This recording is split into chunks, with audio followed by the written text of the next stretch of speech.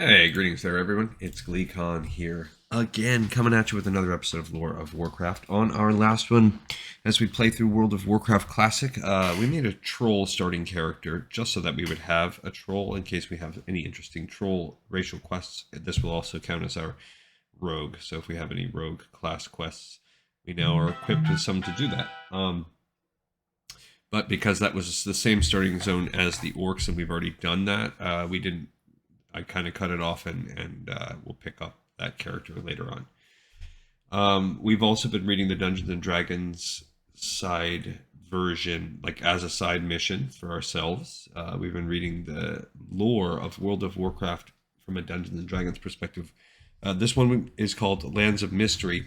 It's fictitiously by Brands Bronzebeard, and we are in the third chapter, and I think we're actually pretty much wrapping that up, which is going to be the Ungoro Crater. So stay a while and listen as we talk about Ungoro Crater. In many ways, like the most interesting, in my opinion, land of classic World of Warcraft. So it has a small population of 300, which is a smattering of individuals. No government or affiliation. After leaving the Dune Mall ogres and battling past several precocious elementals in southwestern Tanaris, I found myself standing between two obsidian spires marked with strange runes, the likes of which I'd never seen. Interestingly, the sands beneath these thin towers had blown away so that the tapered ends didn't even touch the ground, yet the spires remained hovering in the air, unmoving. Beyond them lay the path into Ungoro Crater. I could see little of the great valley from above, as the treetops lay enshrouded in the morning mist. I descended, coming almost immediately upon the vine-wrapped trees of a thick jungle. All about me I saw only trees and mist, although the air was thick with the cries of birds and things much larger that I had yet to see. Finally I came to the crater floor, at the edge of a massive waterfall tumbling and moss-covered roots as thick as a Tauren's chest. Advancing carefully, I came upon a surprise, a 15-foot construct of stone shaped like a hooded man, marked with runes similar to those on the spires I encountered before. The thing stared at me as if taking my measure before tromping off into the jungle on whatever mission interested such things. Satisfied that my entry was not to be denied, I pressed on. There was no sign of civilization, just strange plants and stranger beasts, most of a reptilian sort, feral and savage, attacking me without pause. They hopped, crawled, flew, and tromped on massive legs that shook the ground. For a while I thought myself alone in the hot swamps and misty jungles, but then I came across the remains of a camp. From the clues left scattered about, I learned that my visit here had been preceded by a team of explorers led by a human named Willadin Marshall. I'd heard of him, but until now our paths never crossed. So, this was his latest project, was it? I resolved to find him, and so I did. He was holed up near a cave in the north where the natural terrain allowed for defense. Willadin and I spent hours swapping stories, many of which were quite fanciful, yet totally believable considering what I'd seen of this place. I found him and his people to be passionate. They are here to learn everything they can, and that is exactly what they're doing. I have to tell you, I was more than a little tempted to join them. Instead, I spent several fine weeks dining on roast raptor, exploring the misty jungles and duking it out with wild reptiles by the dozens. Now, that was living. People and culture. There are no native sentient residents of Ungoro Crater. That's right, none. No ancient troll cities, no barbarous ogre mounds, no gnoll villages, nothing, not even a kobold tent or murloc hovel. Nothing unless you count the Silithid hive in the south, but I don't. The closest thing to a town was Marshall's Refuge, the cavern in the north, where Willadin's people stay during their tenure in the crater. All they have are ramshackle storage sheds and a communal tent to shunt the rain away. As for Marshall's expedition, they were as diverse a group as any I've encountered. Members of every civilized race were there, both Horde and Alliance, none of whom held prejudice or hatred toward another. I think that's why I got along with them so well. They put aside their people's differences for the sake of knowledge and exploration. Geography. Ungoro Crater is, well, a crater. Let's be honest, this is no simple valley or dried lake bed here. It's as if a massive giant reached out and scooped out a chunk of land right off the surface of the world. Maybe that's what happened, too. Legends say the Titans used Ungoro as a proving grounds for their creations. Maybe this place is as they left it, unchanged after all these eons. Nearly all the crater is covered with thick jungle. The southeast and north are swampy, while the rest is slightly drier. Rivers flowing from underground sources crisscross the basin. Except for the volcanic area in the center of the crater, the land teems with life. Reptiles of enormous size roam the place, hunting apes, silithid, and each other. Raptors are prevalent in the southeast, while the western side is populated mostly by stegodons and dimetrodons.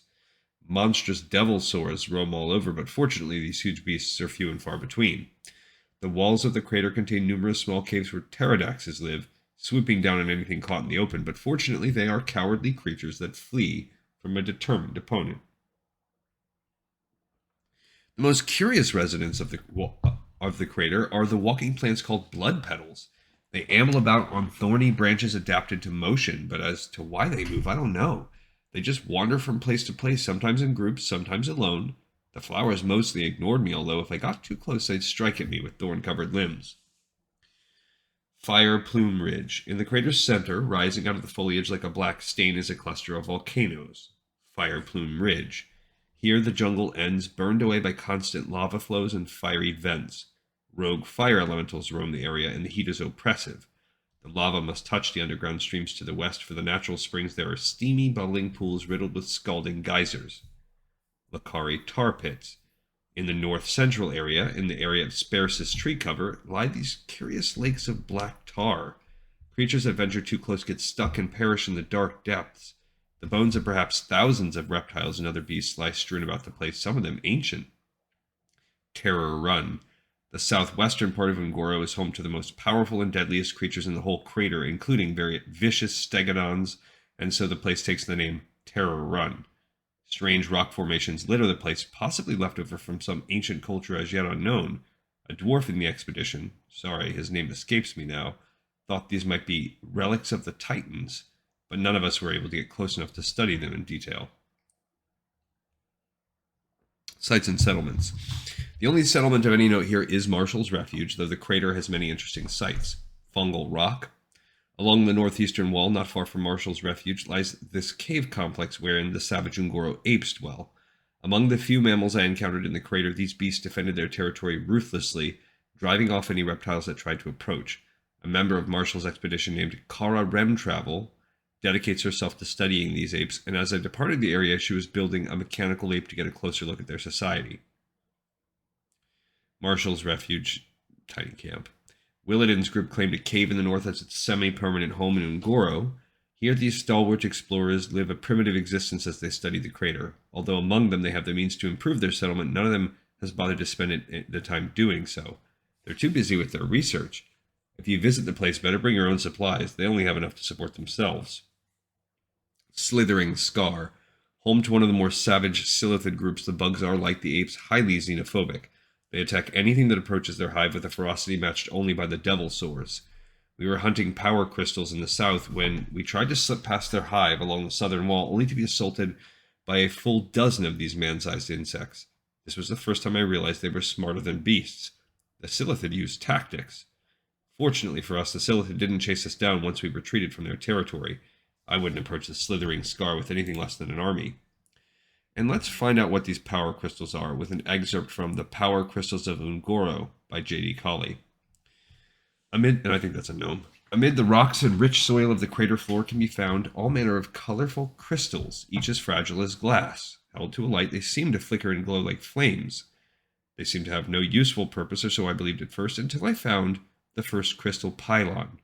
Located in the east, guarded by the pterodax, this humming pillar holds the same sort of runes found on the stone guardians, as well as the hovering pylons that guard the entrance to the crater.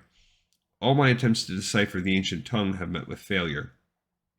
And yet, the pictographs clearly show power crystals being used for something. A ritual, a spell, I do not yet know.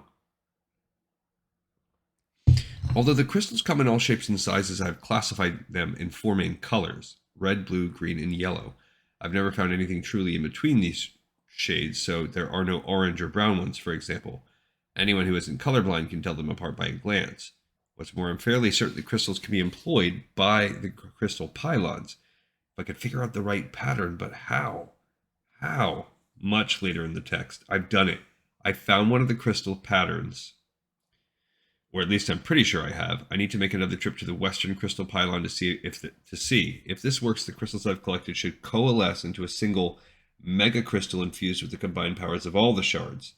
I can't wait to report on the results when I get back. The text ends. I think you actually find her out there. History. Members of the Marshall expedition told me legends that speak of Ungoro Crater as a melting pot for Titan creations. The Titans supposedly placed their creations in the basin to see which were worthy of survival. When the Titans left the world, the last of their experiments, the great reptiles, remained behind. Their sheer size and power, as well as the crater's remoteness, keep the area free of outside influence. Whether or not the Titans created the place, I don't know. I've interviewed geologists and scientists, and they told me the only way such a lowland can come to exist naturally is through a massive impact from outside the world. One of them told me to throw a rock into the sand and see what results. Throw it hard enough and the stone leaves a round divot in the soft surface. The presence of Fire Plume Ridge in the center of Ngoro, where molten earth wells out from the scar, perhaps left behind by some ancient meteor, suggests this theory may be correct. Yet if it is, why weren't any of the surrounding regions affected, and why would such a shattered land produce such strange creatures seen nowhere else in the world? And here's our adventure hook. Ungoro is a wild, untamed, uncharted place seen only by a few hardy explorers. It's a land of many questions and few answers. The mysterious boat. While exploring the swamps of the southeast, the heroes discover a wrecked boat. Clearly built outside the crater, it has no business here. The only clues to its mission are a torn knapsack, a few scraps of rations, and the broken pommel of a sword. How did someone come to a landlocked crater by boat, and where are they now? Perhaps Willett and Marshall can help if the explorers can find him. Ungoro Crater is a cool zone, but it's also, with the crystal pylons and stuff, it kind of represented like a temporary end game because it was originally Silithus was blocked off, and if you're not doing instances, what zone could you quest in? Well, that is a pretty good zone filled with elites and ways to buff yourself and stuff. All right, cool. We have another episode in the pipe, 5x5, and we've wrapped up the third chapter of Lands of Mystery. I thank you so much for watching and for listening, and I'll see you next time on Lore of Warcraft.